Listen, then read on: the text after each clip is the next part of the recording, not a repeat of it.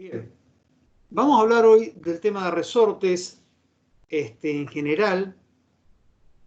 Vamos a hacer un análisis descriptivo, una modelización matemática que es bastante simple, ni siquiera necesita cálculo, simplemente es algebraica. Y a partir de ahí, ver cuáles son las ecuaciones de diseño. Y después, bueno, yendo un poco más a lo práctico, vamos a ver qué materiales se utilizan para los resortes por lo general y cómo se fabrican. Bien, para los resortes, digamos, yo no les voy a explicar a ustedes qué es un resorte, ¿no? Acá pueden ver algunos ejemplos. Simplemente recordar el hecho de que un resorte trabaja fundamentalmente el material en el periodo elástico. Si un resorte, que ahora vamos a ver todas las aplicaciones que se le pueden dar, algunas que son muy específicas y obvias y otras no tanto, ¿no? Si un resorte ya trabaja dentro del periodo plástico, no está trabajando al menos para las condiciones de diseño que le fueron especificadas. ¿Qué quiero decir con esto? Que uno considera que un resorte fundamentalmente está hecho de un material elástico. El resorte metálico es tal vez el más usado, pero hay resortes que también utilizan otro tipo de materiales para su construcción. Entonces, bueno, simplemente como una definición rápida, un resorte es un elemento que es un elemento mecánico. El elemento mecánico resorte no trabaja por sí si no tiene en sus extremos otros dos elementos, que pueden ser soporte, pueden ser las dos partes móviles, puede ser una parte fija y otra móvil, pero actúa como un eslabón fundamentalmente, ¿sí? Y la elasticidad del resorte es la que les permite almacenar energía para liberarla en el momento que me hace falta. Entonces, bueno, una posible aplicación de este universo cuasi infinito de resortes que existen es, por ejemplo, mantener una posición relativa entre componentes. Un resorte que trabaja cuasi estáticamente. Lo que me garantiza el resorte a través de su elasticidad es que esos componentes van a tener la misma distancia relativa.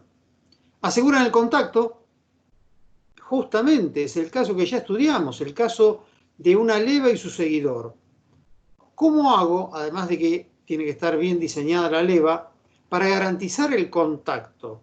Una de las posibles formas, tal vez la más utilizada, es el resorte. Justamente una de las cosas que se utilizan en las levas de alta competición justamente son resortes o elementos elásticos para garantizar el contacto, ¿no?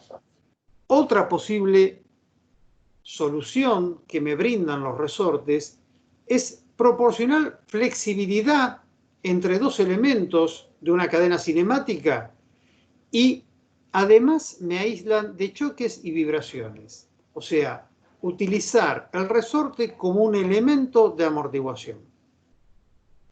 El resorte típico, que es el resorte helicoidal de compresión, es bastante utilizado como uno de los componentes de un amortiguador. No es el único.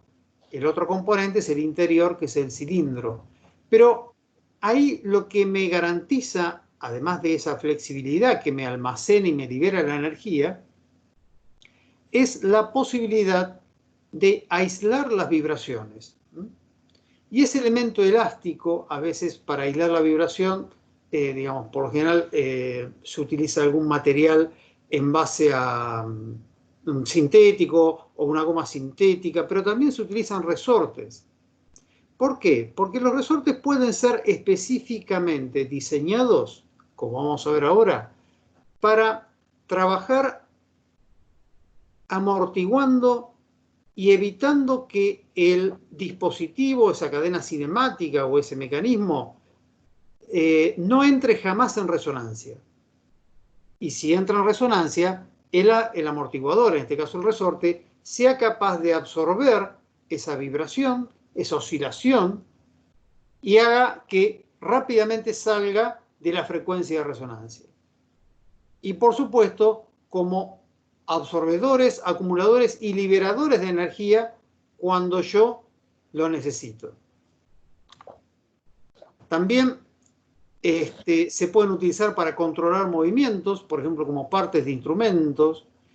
Dentro de esas partes de instrumentos también puede haber una aplicación que es bastante común, lo que pasa es que uno no la ve en forma explícita porque por lo general está dentro de los mecanismos, ¿no? Pero los resortes pueden ser utilizados para medir y controlar fuerzas o torques. Ustedes conocen un dispositivo que seguramente habrán utilizado en Física 1 o en la escuela secundaria, que es un aparato para medir fuerzas. ¿Recuerdan cómo se llama? Dinamómetro. Un dinamómetro. Un dinamómetro está diseñado específicamente para medir fuerzas dentro de un rango. Esa fuerza que mide es una fuerza que hace que se deforme el resorte. Si uno sabe la constante elástica del resorte, esa deformación es lineal, porque está dentro del periodo elástico. Entonces es muy sencillo construir una escala solidaria de ese resorte y decir, bueno, si se deformó tantos milímetros, es porque está actuando determinada fuerza.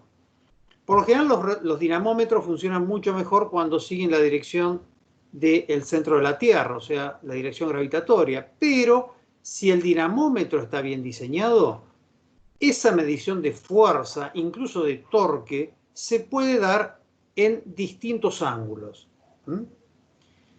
Por supuesto que ahora existen los dinamómetros electrónicos. El ejemplo por ahí más concreto de eso es una balanza hogareña o, por ejemplo, un dinamómetro que me mide la fuerza que ejerce una valija, un equipaje, son dinamómetros de mano, que son a través de celdas de carga. Pero eso es otra historia. Ahí la deformación, que no es un resorte, sino es otro elemento elástico, hace que varíe la resistencia de esa celda de carga y esa diferencia de voltaje se traduce en una medición en un display. Pero es otra historia. Bueno, acá les muestro algunos de los resortes que vamos a describir, pero en realidad hay un universo muy grande de resorte. Yo diría que podría considerar un resorte a cualquier eslabón que es capaz de deformarse y de restituir esa posición porque fue diseñado a tal efecto. Porque si no, ustedes me dirían, bueno, qué sé yo, un eje, un árbol, una leva también puede ser un resorte porque trabaja en el periodo elástico y se deforma. ¿Estamos de acuerdo? Pero no ha sido diseñado para deformarse y para volver luego a la posición original. En cambio, el resorte se diseña ex professo, ¿sí? Por ejemplo, una barra de torsión. Las barras de torsión, igual que los resortes helicoidales, trabajan a torsión. Ahora vamos a describir qué es lo que sucede dentro de una sección de un resorte, ¿no? ¿Cuáles son las fuerzas que se ponen de manifiesto? Los resortes pueden ser cilíndricos o pueden ser cónicos, ¿sí?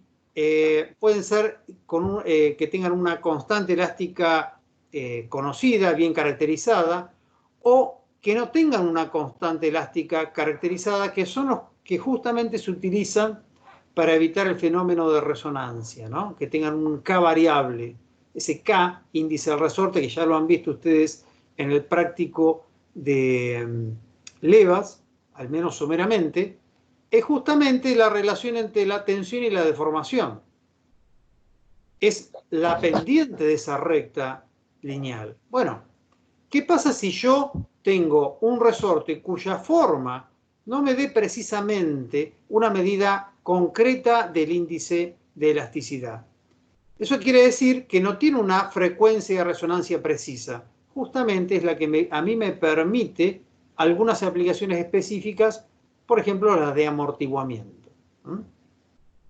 Bien, después tenemos los que funcionan exclusivamente a tracción y compresión, que son los anillos cónicos. Algunas aplicaciones de estos anillos cónicos, cuando están ya en forma de arandela, son las famosas arandelas Belville, ¿no? Que serían como unos discos de arado. Imagínense un disco de arado donde se le secciona la parte extrema. Entonces me queda un troncocono abierto que se puede montar en serie o en paralelo en función de la aplicación que yo le quiera dar.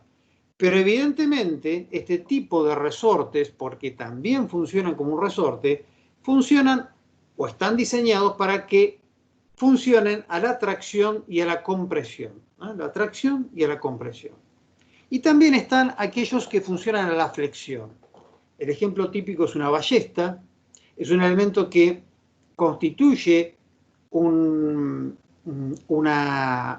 algo bastante utilizado. Se utilizaba hace muchísimo para algunos amortiguadores de vehículos pesados. Se sigue utilizando la ballesta como un amortiguador de algo pesado. ¿Por qué? Porque en realidad no solo trabaja muy bien a la flexión, es muy sencillo de construir y de caracterizar y dimensionar, y absorbe unos esfuerzos extremos incluso, ¿no? Por eso están diseñados de esas dimensiones específicas. No van a ustedes a ver algo que se flexiona que tenga un pequeño tamaño, el tamaño de una mano.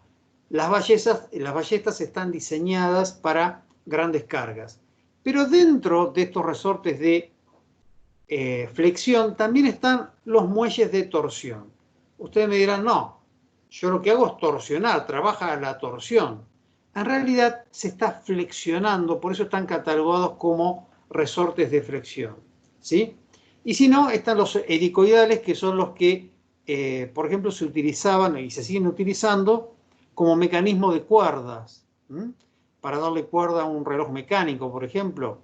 Son resortes que están construidos en forma espiral, en espiral, y que cuando se libera el mecanismo, comienzan a restituir esa energía. ¿Por qué? Porque esa energía ha sido acumulada en forma de tensión. También, obviamente, hay aplicaciones aeronáuticas, ¿no? En las aplicaciones aeronáuticas, bueno, en este caso vemos simplemente un resorte que forma parte de un amortiguador de un tren de aterrizaje de una aeronave pequeña. Pero hay resortes que también se utilizan permanentemente en aplicaciones aeronáuticas de todo tipo, desde mecanismos interiores de la aeronave hasta también amortiguadores. Bien, la relación entre tensión e información ya ha sido estudiada. Este diagrama seguramente ustedes lo recuerdan cuando lo vimos en las teorías de falla. Entonces lo que estamos viendo acá es que el resorte funciona, estamos hablando de un resorte bastante específico, que es un resorte de compresión, funciona a tracción y a compresión, ¿no? En este caso, cuando se tracciona la fibra y cuando se comprime. Entonces, yo tengo tensiones positivas y negativas, pero la energía que acumula ese resorte es justamente el área debajo de esa recta, que es la recta en la que funciona la recta de deformaciones, ¿no? La recta cuya pendiente es justamente el índice K, el índice de elasticidad del material.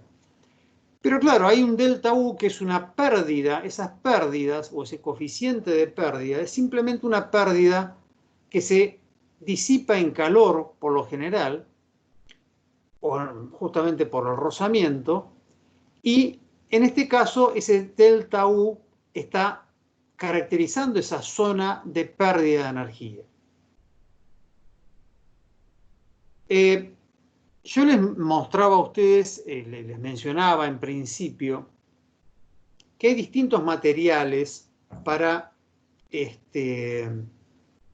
construir resortes. Los más utilizados por su facilidad, su costo y su rendimiento son los metales, ¿sí? Pero si uno tuviera que caracterizar a todos los materiales en cuanto a su gráfico SS, ¿no? Su gráfico del módulo de elasticidad y la tensión que resiste, justamente uno tiene una serie de zonas que caracterizan los materiales que se comportan con un índice de rendimiento definido por S sobre E. S medido como tensión y E como el módulo de elasticidad, ¿sí? Fíjense dónde se ubican los metales. Los metales se ubican en esta zona. Fíjense que los metales tienen un índice de rendimiento de 0,001 a 0,01, o sea, una 10 a una milésima, una centésima a una milésima, digo. Los polímeros tienen otro índice de rendimiento. ¿Por qué? Porque si bien son elásticos, no tienen la capacidad de algunos metales, ¿sí?, de absorber, de devolver esa energía a través de lo que se define como el índice de rendimiento. Y los elastómeros, que son materiales sintéticos específicamente diseñados para su deformación elástica, tienen un índice de rendimiento muy alto. ¿Qué problema tienen los elastómeros frente a los metales y los polímeros? El hecho de que no resisten la cantidad de tensión antes de su rotura. Entonces, si bien tienen un índice de rendimiento muy alto, los elastómeros son utilizados cuando las tensiones de trabajo no son extremas o son bajas directamente. Entonces acá definimos entonces lo que es la constante del resorte. La constante del resorte la definimos como la carga sobre la deformación. Esto ustedes ya lo sabían desde el práctico anterior. Bien, vamos a hablar de las dimensiones principales de dos tipos de resorte que vamos a estudiar. El resorte de compresión, el más utilizado, a ver, no sé si es el más utilizado, pero el más común, en el cual uno está más familiarizado. Y el resorte de extensión. El que vemos a la izquierda es un resorte de compresión, ¿sí? El resorte de compresión tiene dos letras D que justamente son las que me van a dar la característica del resorte, que es la relación que existe entre el diámetro medio y el diámetro del alambre.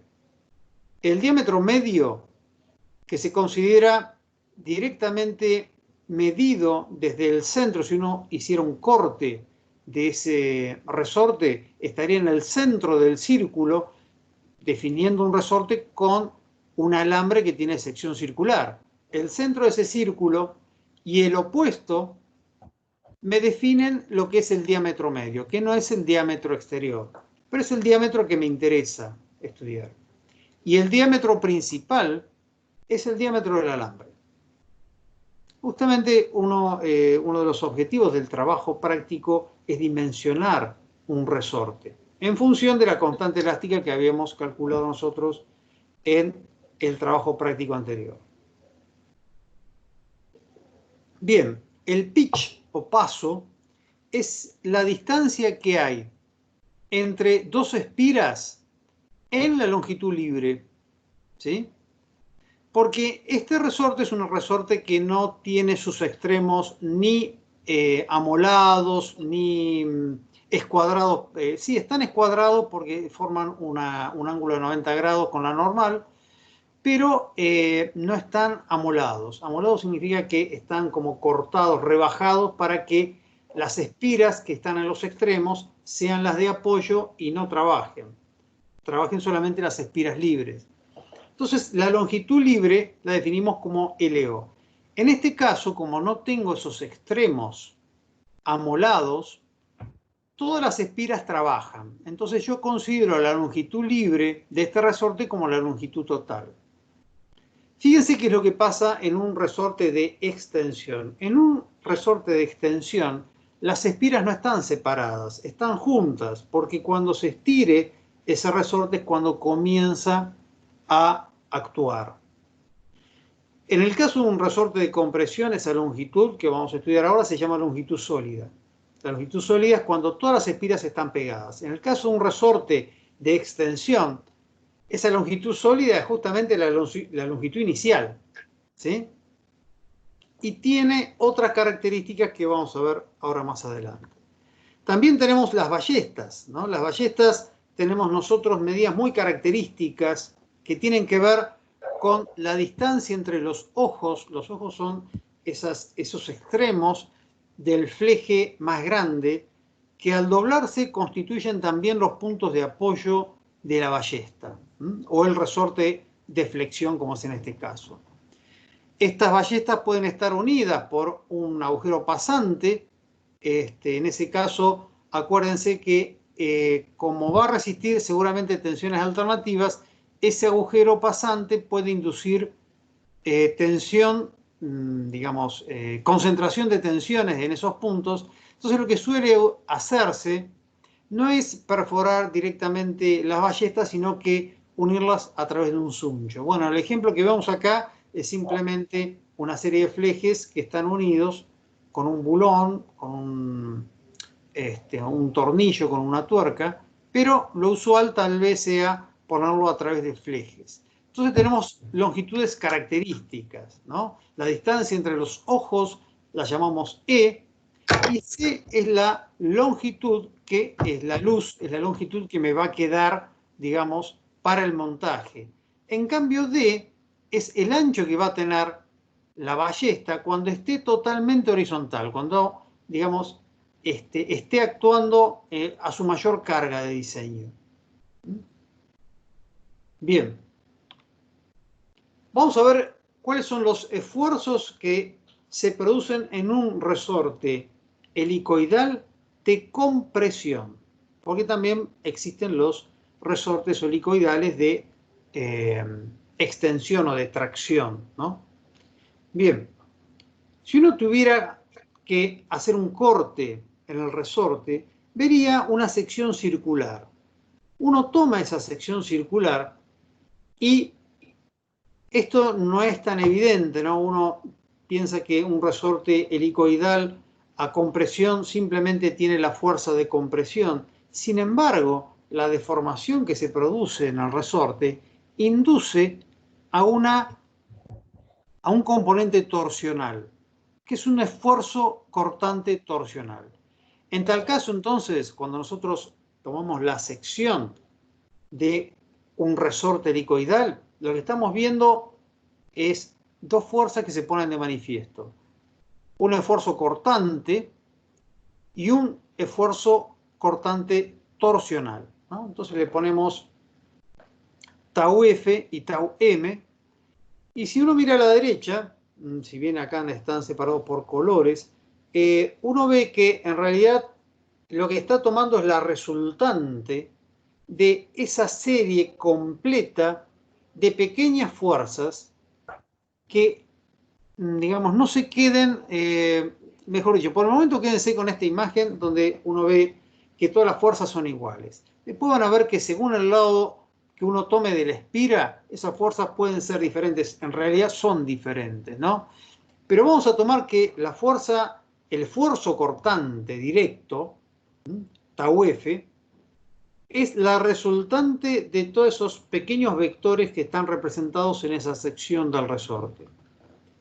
Y el esfuerzo torsional es también la resultante de todos los esfuerzos torsores en la fibra del resorte helicoidal. De tal forma que el esfuerzo total va a ser la suma del esfuerzo cortante por flexión y el esfuerzo cortante torsional. Bueno, el esfuerzo cortante normal, digamos, es simplemente la fuerza aplicada sobre el área. Pues un área circular, entonces la fórmula del área es bastante conocida, pi sobre 4 por diámetro al cuadrado. En cambio, el esfuerzo cortante, el par torsional, digamos, el esfuerzo cortante torsional, está definido por su momento de inercia. Y nosotros, por supuesto, que consideramos que el momento de inercia es el debido a una sección circular plana, y esta es la fórmula característica de ese momento de inercia. Entonces, bueno, sumando los dos esfuerzos, nosotros tenemos, y simplificando los términos, nosotros tenemos que ese esfuerzo en el resorte, en esa sección específica del resorte, va a depender fundamentalmente, obviamente de la fuerza aplicada, del diámetro, el diámetro medio del que habíamos hablado, que es el diámetro entre los centros de dos secciones circulares opuestas, y el diámetro del alambre. Bien, entonces ya estamos en condición de definir el índice del resorte. Lo vamos a definir con la letra C. La letra C mayúscula es la relación que existe entre el diámetro medio y el diámetro del alambre. Es una característica que tiene el resorte. Y ese valor C no puede ser un valor extremo. Entonces, ¿entre qué valores estaría acotado ese valor C? Lo vamos a descubrir un poco más adelante, pero en principio nosotros establecemos que ese valor C obviamente no puede ser muy pequeño, tiene que ser mayor a 3 o a 4. La zona de diseño está entre 4 y 6, pero cuando ya nos excedemos de esa relación de 6, es porque tenemos un diámetro demasiado grande para el diámetro del alambre. A no ser que queramos buscar algunas características precisas para ese resorte va a sufrir fenómenos como el fenómeno de alabeo o pandeo, que tenemos que considerar si es que nuestros cálculos dan un determinado diámetro medio con respecto a un diámetro de alambre. Bueno, entonces podemos caracterizar también un factor de aumento del esfuerzo cortante como Ks, que es 1 más 1 sobre 2C. ¿Para qué me sirve esto? Para simplificar esta expresión de la tensión a través de este índice del factor de aumento del esfuerzo cortante, que va a depender exclusivamente del índice del resorte. Bien, como yo les decía, digamos, según cómo yo esté considerando la sección de digamos, de este corte que yo le hago a un resorte helicoidal, ¿sí? Esta componente está formada por un esfuerzo cortante normal, un esfuerzo cortante torsional, y la resultante hace que, en función de cómo está aplicada esta carga, las fibras exteriores de esa espira tengan necesariamente que resistir un tau mayor que las interiores. Entonces, esta tensión es la que, digamos, es la máxima y es la que está resultando de la aplicación de la fuerza cortante directa, cortante pura, y la cortante torsional. Bueno, también hay un factor de corrección de curvatura. Esto ha sido estudiado por Wall, ¿no? Que se basa en estudios empíricos, ¿no? Siempre, acuérdense, estamos estudiando un resorte helicoidal de compresión, que es el, no sé si el más sencillo, pero el más común, el más caracterizado, ¿no? La diferencia entre lo que estudió Wall y lo que estudió Verstappen es del 1 o del 3%. Entonces, por lo general, se utiliza no la formulación de Wall, si bien es la más conocida, sino la formulación de Verstappen para aplicar este factor de corrección por efecto de la curvatura. ¿Y de qué depende? Nuevamente, de la geometría exclusivamente del resorte. Esto es lo que lo hace bastante notable, ¿no? Nosotros habíamos definido que el índice del resorte es la relación entre la tensión y la deformación. Sin embargo, estos índices de curvatura, esto que caracteriza al resorte también, es simplemente geométrico. ¿Qué les estoy diciendo con esto? Algo bastante notable. Un resorte se define fundamentalmente por su geometría, en cuanto a su funcionamiento, pero no en cuanto a las cargas que va a soportar, porque ahí es donde interviene el material. Entonces, yo quiero que un resorte se comporte de determinada forma, depende de su geometría. Quiero que además se comporte de determinada forma ante estas cargas, que es lo que vamos a estudiar nosotros, ahí es donde entra el material. Pero el comportamiento, el factor de corrección de curvatura, el índice de resorte, son meramente geométricos. Bueno, entonces, si lo estudiamos desde el punto de vista de la energía de deformación, también vemos que intervienen otros factores como el módulo de rigidez. Entonces, lo que estamos tratando de caracterizar ahora es un resorte que cumpla, digamos, seguramente lo tiene que cumplir porque es un teorema de la física, no el teorema de Castigliano. Es la energía que es capaz de acumular el resorte y que eventualmente, accionado el mecanismo, es capaz de devolver a ese mecanismo. ¿Cómo la caracterizamos? También como la energía de deformación de la tensión y compresión, ¿no? Y la energía de deformación constante, cortante, perdón. La suma de esas dos energías es la energía de deformación del resorte. En general, entonces, para un resorte helicoidal de compresión uniforme, ¿por qué pongo entre comillas uniforme? Porque su diámetro medio no cambia. Es un cilindro, es recto, ¿sí? Como ya les comenté, puede ser cónico, puede ser bicónico, ¿sí? En ese caso se está intentando que funcione más como amortiguador o como, como un elemento capaz de evitar la resonancia del mecanismo. Bueno, entonces, el resorte helicoidal uniforme aumenta la constante elástica con G. Eso es bastante obvio, ¿no? Pero disminuye con el número de espiras, en forma lineal. También disminuye con el diámetro medio, ¿sí?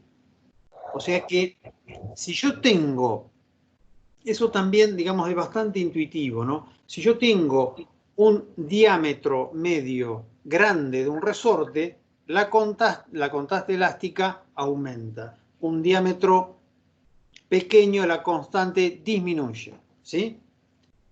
Y lo que es más notable, y esto no es tan intuitivo, aumenta con el diámetro del alambre. Bueno, acá es un resorte helicoidal, de la misma forma puede aplicarse esto a tracción y a compresión, ¿no? ¿Qué pasa con los que tienen K variable? ¿Y cuándo yo logro un resorte con K variable? Cuando cambio el paso de las espiras. Cuando la distancia entre las espiras no es constante, sino es variable. ¿Sí? Entonces, en los resortes cónicos se da eso, pero el K variable se obtiene cuando yo necesito que ese mecanismo no entre en resonancia. Entonces, al no tener un K variable, no tiene una frecuencia de oscilación constante. Si no la tiene, significa que entra en resonancia en un rango de frecuencias. Eso hace que sea muy aplicable para reducir vibraciones y para evitar la resonancia del componente. Bueno, si uno tuviera que empezar a desarrollar, digamos, un alambre, ¿no? Uno tiene toda esta geometría que se pone de manifiesto. Por un lado, D, que acá se ve más claramente que es la distancia entre dos secciones de espiras, P, que sería la fuerza a la cual estaría sometida a compresión este resorte, y R en este caso sería lo que es el brazo de palanca, ¿no? Entonces el momento torsional es simplemente esa carga que está recibiendo como P, que también suele ser una precarga, ahora vamos a hablar de la precarga, y el radio, que sería la mitad del D mayúscula, siendo el D mayúscula el diámetro medio del resorte. Los esfuerzos combinados, entonces,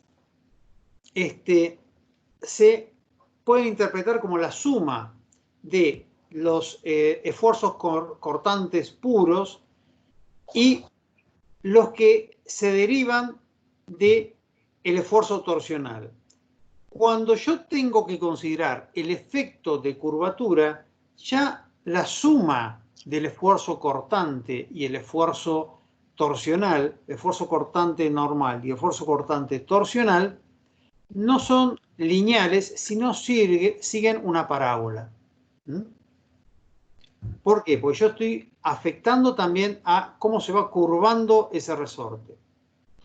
Bueno, justamente para tratar de trabajar con resortes, en la medida que yo los diseño, yo tengo que considerar lo que se llaman las espiras activas. Las espiras activas son aquellas que son las que terminan trabajando dentro de un resorte. Entonces, si yo tengo un resorte que se conforma en forma simple, que es el número, digamos, el que está hacia la izquierda, el A, es simplemente yo arrollé un alambre y obtuve esa geometría. En ese caso, como mencionaba anteriormente, todas las espiras están activas. Pero ¿qué problema tiene este tipo de resortes? Tienen un muy mal apoyo.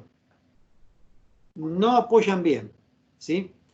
¿Eso qué hace? Bueno, que justamente el resorte, como suele trabajar con cargas alternativas, yo lo que estoy induciendo a través de un resorte que yo descuido los extremos o no me interesan los extremos, son concentraciones de tensiones, ¿sí? Bueno, entonces en ese caso tengo que considerar dónde está apoyado eso. Por lo general, no es para resortes, digamos, pequeños, se suelen escuadrar y amolar los extremos. Para resortes grandes, como es muy costoso trabajar con, digamos, extremos amolados y escuadrados, se suelen dejar así, pero tienen otro tipo de aplicación, ¿no? Bien, si yo logro que las espiras que están en el extremo las corto, las paso por una amoladora y las dejo normal al eje del resorte, yo tengo lo que se llama un extremo rectificado de un resorte. ¿Qué me garantiza este resorte que tiene un extremo rectificado? Me garantiza el apoyo. Pero claro, ya las espiras que están en los extremos no pueden considerarse dentro del funcionamiento del resorte. Si uno tuviera que contar la cantidad de espiras activas, ya no puede considerar las espiras que están, digamos, en los extremos. Una solución intermedia sería hacer un resorte cuya, digamos, que estén cortados en forma normal y estén apoyados en forma normal los dos extremos, ¿sí?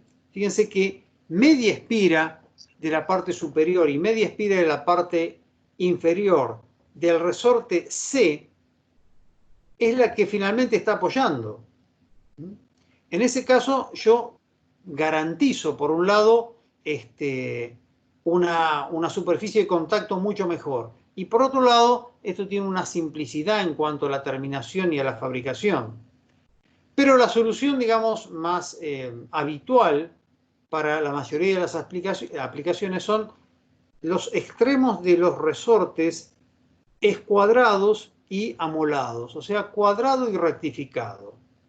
Entonces, toda la espira superior y toda la espira inferior están cortadas de tal forma que garanticen una superficie de contacto máxima con los extremos. Bien, entonces justamente acá es donde tenemos que la formulación que es una de las cosas que vamos a tener que calcular en el práctico, en cuanto a qué cantidad de espiras están activas, ¿sí? Justamente en los simples y rectificados se le suma 1, pero los que están cuadrados y cerrados y rectificados, se tienen que sumar esas 2 espiras cuando uno diseña el resorte. La longitud libre entonces también sigue esta formulación, ¿no? Fíjense que en un resorte simple, la longitud libre es el paso multiplicado por el número de espiras más el diámetro del alambre.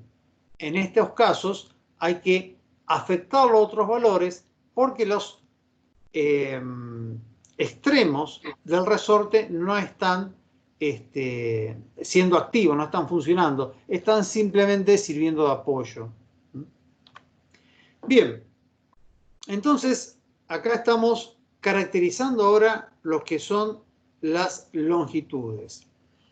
La longitud libre, caracterizada como LF, es la longitud que tiene el resorte sin ningún tipo de carga, ¿sí? En la segunda, segunda imagen, lo que estamos viendo es un resorte que ya tiene una precarga. Todos los resortes, al menos para los mecanismos que vamos a estudiar nosotros, necesitan una precarga. ¿Por qué? Pues yo tengo que garantizar que el resorte esté actuando en todo momento. Un resorte sin precarga es un resorte que puede llegar a comportarse en forma diferente cuando se lo somete a una carga repentina.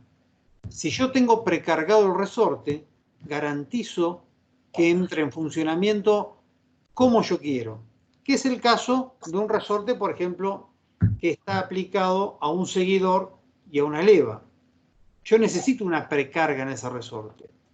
Claro, esa precarga hay que considerarla cuando yo calculo el resorte y cuando la someto a una carga, que por lo general es variable. En este caso, esa carga es PO, que es la carga de funcionamiento. Entonces, esta longitud llamada LO es la longitud que va a tener el resorte en su operación. Pero esto tiene un límite. ¿El límite cuál es? La longitud sólida. Cuando la fuerza es tal que las espiras en un resorte de compresión entran en contacto, yo estoy hablando de una longitud sólida. En este caso, el resorte deja de funcionar como yo lo tenía previsto, para lo cual fue diseñado. Ya empieza incluso a someterse al material a otro tipo de tensión que por supuesto tal vez esté dentro del periodo elástico del material, pero al menos el resorte no va a estar funcionando como resorte, ya va a estar basándose en la constante elástica del material. Entonces, por supuesto que hay que tener en cuenta la longitud sólida, pero un resorte, según digamos uno lo haya diseñado de esa forma, debería no llegar nunca a la longitud sólida, a no ser que sea un resorte de extensión. Entonces, en un resorte de extensión se parte de la longitud sólida. Bueno, justamente en función de todas estas longitudes, yo tengo una curva de extensión con respecto a la fuerza que está haciendo el resorte, caracterizado con la letra P, ¿no? Fíjense que la longitud sólida es una longitud a la cual no debería llegarse y este periodo lineal se pierde ante altas cargas. Lo que vemos acá entonces es que si uno tiene, este gráfico es bastante interesante porque me está mostrando cuál es la relación entre la longitud libre y el diámetro medio, que es lo que vemos en las abscisas, y en las ordenadas la relación entre la deflexión y la longitud libre, ¿sí? Siempre tomamos la longitud libre como la longitud en la cual trabajan las espiras. Bueno, fíjense que un resorte, primero la relación es inversa, ¿no? Estas son hipérbolas. Y en segundo lugar, es bastante más inestable cuando yo tengo extremos paralelos que extremos no paralelos. Eso tiene que ver con la cantidad de espiras que están activas. Esto ha sido un trabajo de investigación que es empírico también. ¿Eso qué me produce? Bueno, justamente lo que yo trato de evitar es que el resorte empiece a alabearse. ¿El fenómeno de alabeo cuál es? El fenómeno por el cual el resorte pierde su eje, pierde su verticalidad si está montado en forma vertical. Pero el alabeo o la oscilación es simplemente el ángulo que se va a deflectar el resorte y que va a hacer que el funcionamiento del resorte no sea al cual ha sido diseñado, digamos. Bien, acá volvemos a ver todas estas dimensiones, ¿no? Y la estabilidad justamente tiene que ver con la deflexión que va a asumir el resorte. Y esa deflexión, ¿en qué está dada? Está dada en dos coeficientes, C1 y C2, que ahora vamos a ver. Pero acá hay un lambda, que es el lambda que es la relación de esbeltez. ¿Qué consideraciones tiene? Tiene consideraciones exclusivamente geométricas. ¿De qué depende? Depende del ángulo, del helicoide, de la longitud inicial o longitud libre y es inversamente proporcional al diámetro medio. Entonces, esto me da a mí una deflexión que me va a caracterizar la inestabilidad. ¿Cuándo un resorte comienza a ser inestable? Cuando comienza a sufrir un fenómeno de alabeo o de oscilación. Bueno, estos coeficientes C1 y C2 ya dependen del material.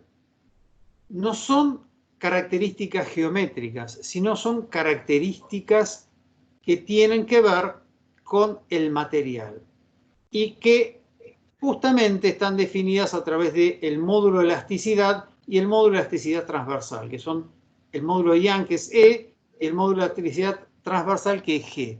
Y eso es una característica del material. ¿Sí? Entonces, estos coeficientes también afectan a la estabilidad del resorte. Bueno, acá nosotros vemos que, disculpen que me adelanté un poco, acá vemos, sacado del libro de Shigley, que hay un índice, que es un índice que en este caso llamamos alfa, acá lo ponemos de la misma letra que lo usa Shigley, pero en realidad no tiene nada que ver con el alfa de lo que habíamos visto como ángulo del helicoide. Este alfa es un índice que caracteriza a la esbeltez para resortes de compresión. Entonces, una vez caracterizado a través del módulo de elasticidad, el módulo de elasticidad transversal, la raíz cuadrada de eso, afectado por pi y el diámetro, dividido ese coeficiente que va a depender de cómo esté apoyado el resorte, esta cifra tiene que ser mayor a la longitud libre. Es una forma de verificar si el resorte va a ser estable o no. Esto lo vamos a utilizar también en el trabajo práctico. Bueno, esa relación de esbeltez se ve acá en forma gráfica a través de cómo varía ese alfa con respecto a los apoyos que pueda llegar a tener un resorte. Claro, un resorte contenido entre dos apoyos va a tener un alfa de 0,5, pero ese alfa va a aumentar en la medida que ese resorte vaya ganando grados de libertad. Justamente la oscilación o el alabeo del resorte va a depender fundamentalmente del apoyo. Si yo tengo un apoyo fijo, contenido, está sujeto al resorte ahí, anulo los 6 grados de libertad del resorte, pero tengo que el otro extremo, por la condición de uso, para seguir esa cadena cinemática, tiene un extremo con algún grado de libertad, ese alfa va a ser más grande. Bien, en el caso de los resortes a tracción, también trabajan con precarga y los factores de aumento de los esfuerzos también están caracterizados con la carga, esos índices C1 y C2 que ya habíamos estudiado, que son meramente geométricos. En este caso, lo que se toma en relevancia acá son dos radios que afectan al funcionamiento de un resorte de extensión. Primero, el radio del gancho que va a servir de soporte. Y después el radio, ese es el radio 1. El radio 2 es la curvatura que va a tener ese mismo apoyo con respecto a la primera espira activa. Acá todas las espiras son activas, ¿sí? A diferencia del resorte de compresión. ¿Por qué? Porque yo no necesito amolar y escuadrar los extremos. Los extremos son los ganchos que van a servir de soporte, ¿no? Estos resortes también trabajan con una precarga. Bueno, acá se ven un poco más en evidencia las ecuaciones que se utilizan para las terminaciones, distintos tipos de terminaciones de resortes de extensión. Hay resortes de extensiones que son rectos, como los dos primeros, que en realidad es el mismo visto de un lado y del otro, pero también hay resortes de extensión que son cónicos. En ese caso se utilizan para otras aplicaciones. Pero bueno, el formuleo, esto también está sacado del libro de Shigley, cambia en función de las características geométricas. Bien, también tenemos para este tipo de resortes lo que se denomina una carga inicial, ¿no? Esa carga inicial tiene un rango, que es el rango en lo cual va a preferirse que se cargue el resorte antes de que comience a funcionar. ¿Y de qué depende? Depende de dos factores. De la precarga, por supuesto, y del índice del resorte. ¿Qué me está mostrando esta curva? Esta curva me está mostrando que para un índice muy alto, o sea, cuando yo tengo una relación entre el diámetro medio y el diámetro del alambre, que es muy grande, fíjense que llega hasta 16, porque se supone que ese índice C del resorte no puede ser mayor a 16, las precargas que se necesitan son muy pequeñas. ¿Por qué? Porque si no se produce el fenómeno del alabeo.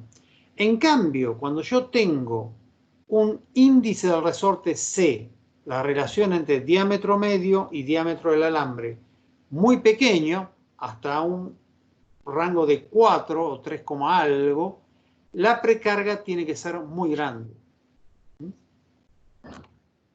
Bien, ¿cuándo yo necesitaría resortes en paralelo o en serie? Y ante distintos tipos de aplicaciones, ¿sí? ¿Qué es lo que yo logro componiendo resortes? Justamente empezar a jugar un poco con los índices de elasticidad, ¿sí? Si yo pongo resortes en paralelo, yo tal vez lo que quiera lograr es trabajar con la combinación de los dos índices de elasticidad, vamos a llamarlos K1 y K2. Al combinarlos en paralelo, yo logro que esos índices de elasticidad se sumen. Entonces, ante cierta condición de diseño, tal vez no haga falta rediseñar un resorte, sino que la solución tecnológica que pueda llegar a plantear un ingeniero sea la composición de resortes, poner otro resorte en paralelo, ¿no? Pero hay casos, digamos, en los cuales uno no puede poner resortes en paralelo, sino que los tiene que poner en serie por una cuestión de funcionamiento, una cuestión dimensional. En ese caso, no se suman los índices de elasticidad, sino que se suman sus inversas. Entonces, eso hay que tenerlo en cuenta también como una condición de diseño. Acá vemos el fenómeno de la resonancia, tiene que ver muchísimo con la frecuencia de oscilación. Una forma de evitar el fenómeno de la resonancia es combinando resortes. Entonces, ¿cuándo se produce resonancia? cuando la vibración de esa cadena cinemática coincide con la vibración del resorte. ¿Y de qué depende? De la frecuencia natural, ¿sí? Como vimos en el fenómeno de resonancia, que lo vamos a volver a estudiar cuando veamos eje, la resonancia depende del índice K de elasticidad que tenga el resorte, ¿sí? Siendo m también la masa del resorte, y n es el número, los modos de oscilación que tiene un resorte. El fenómeno de resonancia ha sido estudiado, creo que en física 1, lo vamos a ver cuando veamos algunas simulaciones, pero ustedes saben que hay varias frecuencias a las que puede oscilar un material, ¿sí? La primera frecuencia de oscilación, llamado modo 1, es la más baja y tiene una forma de oscilación que tiene una forma de onda característica. Bueno, ese sería este número n minúscula, ¿no? Y el m mayúscula, por supuesto, depende de la masa. Esto se da para cualquier material elástico, ¿sí? La frecuencia de oscilación, entonces, a la cual se tiene que calcular ese resorte, ¿de qué va a depender? Bueno, va a depender de pi, de 2, que son números adimensionales, de el diámetro medio al cuadrado, del diámetro del alambre, del material, ¿sí? Y del número de espiras activas que tiene el material. También de la densidad de ese material, perdón, el número de espiras activas del resorte, la densidad del material y G como constante gravitatoria, ¿sí? Esta es la frecuencia a la que va a oscilar ese resorte, que tenemos que calcularla para ver si acopla con la frecuencia natural del mecanismo que estamos trabajando. Si acopla, habría que cambiar la frecuencia de oscilación del resorte para tratar de que no se produzca resonancia, ¿no? ¿Por qué? Porque al acoplar la frecuencia de oscilación del resorte junto con la frecuencia natural del mecanismo, la amplitud es máxima. ¿Y qué problema tenemos con amplitudes máximas? El fenómeno que ya estudiamos bastante detalladamente, que es el fenómeno de fatiga. Entonces, estos son los requisitos que nosotros vamos a estudiar cuando veamos el tema de diseño de un resorte helicoidal. Primero, el espacio de operación. Eso puede ser una condición. Las fuerzas y deformaciones que va a resistir. Esto está bastante caracterizado en el trabajo práctico de levas. Ustedes ya saben de qué fuerzas y deformaciones estamos hablando, porque lo han calculado, y eso les dio a ustedes un cálculo de una constante elástica. También se tiene que considerar la precarga dentro de estas fuerzas y deformaciones. Y después el tipo de servicio. En el caso de las levas va a ser un servicio dinámico que funciona a tracción y compresión, no va a ser estático. No estamos garantizando una posición, sino que estamos garantizando un funcionamiento. Bueno, tolerancia, condiciones ambientales. Bueno, ¿qué variables tenemos para el diseño? El diámetro del alambre, ahora vamos a ver algunos materiales. El diámetro medio del arrollamiento, que es una cuestión que tiene que ver con la fabricación. ¿Cuántas espiras activas vamos a tener? ¿Y cuál va a ser la longitud natural o longitud de funcionamiento? Que no es la longitud de precarga, no es la longitud libre, es la longitud a la cual va a funcionar en su vida útil este resorte. ¿Y qué vamos a comprobar? Bueno, que la longitud de servicio sea mayor a la longitud del bloque. La longitud del bloque es la longitud sólida, ¿sí? Que las tensiones de servicio sean menores a las tensiones admisibles. En ese caso, esa tensión la vamos a dividir por un coeficiente de seguridad, ¿sí? Vamos a evitar el fenómeno de pandeo y vamos a evitar el fenómeno de resonancia, ¿sí? Para evitar el fenómeno de pandeo ya vimos las fórmulas que vamos a tratar de verificar para evitar el fenómeno de pandeo. Para evitar la resonancia vamos a tratar de que la frecuencia de servicio sea mayor al primer modo natural, sea menor al primer modo natural de ese mecanismo, que lo denominamos como F1. Los resortes de torsión son otro tipo de resorte que también se parte de una longitud sólida. En este caso funcionan a flexión, y acá lo que se trata de medir es el ángulo que yo quiero lograr que ese resorte se torsione. Ese ángulo también está caracterizado por las dimensiones, pero también por el módulo de elasticidad de ese material. Y volvemos a definir como D mayúscula como longitud media y D minúscula como la longitud, el diámetro del alambre. Los resortes a flexión se pueden calcular como una viga en voladizo, que es el cálculo que habíamos visto, el modelo que habíamos visto con las ballestas, ¿no? Estas fórmulas son bastante conocidas por ustedes porque son las que utilizaron cuando vieron en estructuras 1 el cálculo de una viga en voladizo. Entonces, partimos de los mismos cálculos, pero en este caso yo lo que tengo es que la deflexión de ese muelle está definida por delta con esta fórmula que tiene que ver con, por un lado, el módulo de Young, por otro lado, B, que es el área de la sección de la ballesta, ¿sí? L, que es la longitud de la ballesta, estamos considerando la mitad de la ballesta, ¿no? Y H, que es la altura que va a tener ese sólido, esa viga, que está solidaria a las demás vigas que están en este caso en voladizo. Y los resortes Belleville, que tienen su formulación también, que son los resortes, que son las arandelas cónicas, que en este caso pueden ser utilizadas como resortes, cuando se ponen, bueno, el comportamiento de los resortes Belleville ahora lo vamos a ver, pero fíjense que los resortes Belleville se pueden utilizar en paralelo o en serie. Cuando yo los pongo en paralelo es porque quiero lograr que resistan grandes cargas, que tenga una gran capacidad de carga.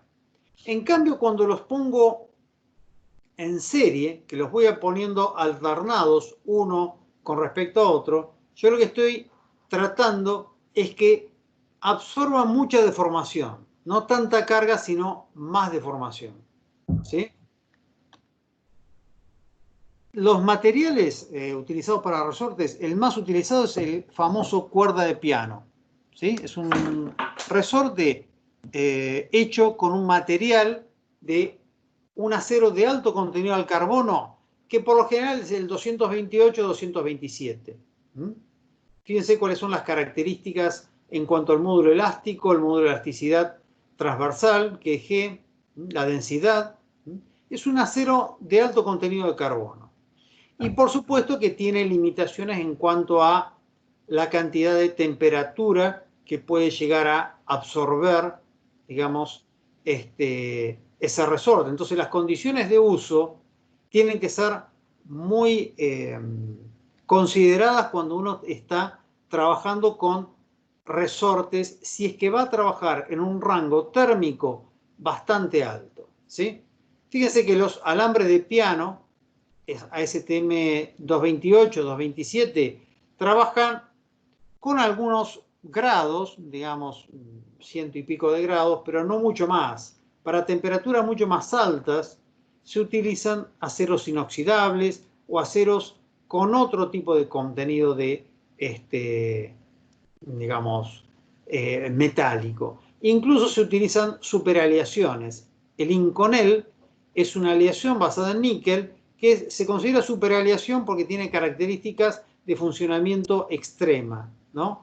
Resiste muy bien la temperatura y la corrosión, ¿no? Pero claro, obviamente que eso lidia mucho con los costos. Entonces, por lo general, el que se utiliza es el alambre de piano, con estas medidas, ¿sí? Y Llegado el caso que uno necesite otro tipo de material porque necesita otros índices de elasticidad, se utilizan alambres de cromo vanadio o de cromo silicio. Absorben muchísima más carga, pero obviamente que tienen otro tipo de fabricación y otro tipo de costos, ¿no?, asociados. Bueno, hablando de fabricación, lo que estamos viendo acá es la fabricación de un resorte de torsión a la izquierda y un resorte cónico de compresión a la derecha. Fíjense que la fabricación se está haciendo en forma automática a través de un alambre que es el famoso alambre que se llama de cuerda de piano, ¿no?, el ASTM 227-228. Sin embargo, hay resortes que tienen aplicaciones muy específicas, que son los resortes para la industria pesada. Esa industria pesada puede ser la industria de la minería, la industria petrolera, incluso se utilizan para algunas embarcaciones, que son directamente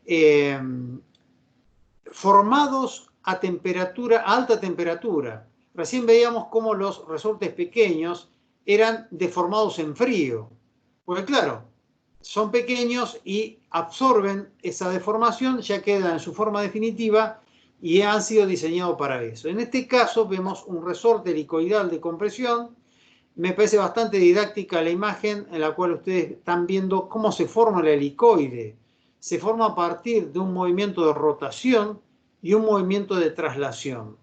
En este caso, ahora cuando saquen ese resorte de compresión, fíjense que ha sido puesto entre mordazas.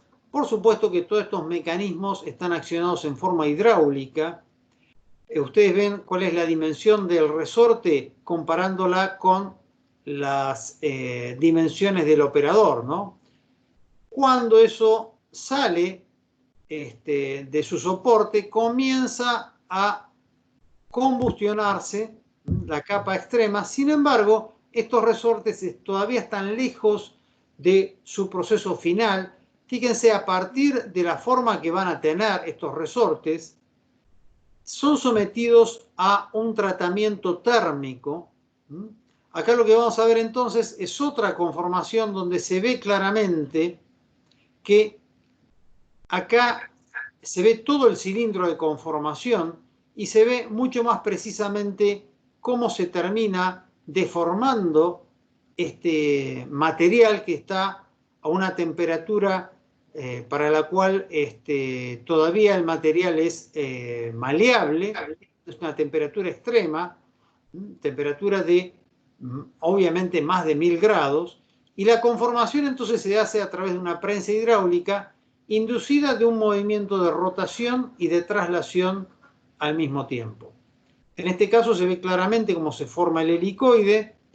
Recuerden que en este caso no se está procurando extremos ni amolados ni escuadrados, porque la dimensión de este resorte no ameritan un trabajo de conformación. Pero claro, como son resortes que por lo general trabajan, yo no sé si estáticamente o cuasi estáticamente, pero sí están trabajando, digamos, con deformaciones bastante reguladas, son también después sometidos a un proceso de endurecimiento exterior a través de un templado, de un revenido. Ahora este resorte es sometido a un proceso de tratamiento térmico. Ahora se le hace un templado, no sé si lo vamos a llegar a ver, pues muy largo el video. Ese templado se hace sumergiéndolo en aceite. Bueno, es un tratamiento superficial que se le hace al resorte. Otra cosa que quería mostrarle a ustedes es un proceso de fabricación. ¿Se llega a ver este video de esta fábrica? Sí, sí, se ve, se ve. Sí, se Bueno, esta fábrica es una fábrica alemana de amortiguadores y ellos se encargan de diseñar los resortes de compresión utilizados en los amortiguadores. Fíjense que acá hay un proceso similar al que veíamos recién, pero la diferencia es que esta gente trabaja con muchos diámetros de resortes, ¿sí? Estos resortes tienen una aplicación específica, son para amortiguadores utilizados en la industria de automotor y en la industria también aeronáutica, en la industria pesada también. Fíjense que acá vemos cómo se fabrica un resorte cónico. Tienen distintos tamaños, distintas aplicaciones, pero son por lo general todos resortes helicoidales, mayormente de compresión, pero también había una serie de resortes de extensión. Bueno, simplemente quería mostrarles cómo es el proceso de fabricación, sin llegar a los detalles de fabricación que, digamos, exceden los alcances de esta materia. Me gustaría, antes de terminar, charlar con ustedes un poco acerca de cómo va a ser nuestro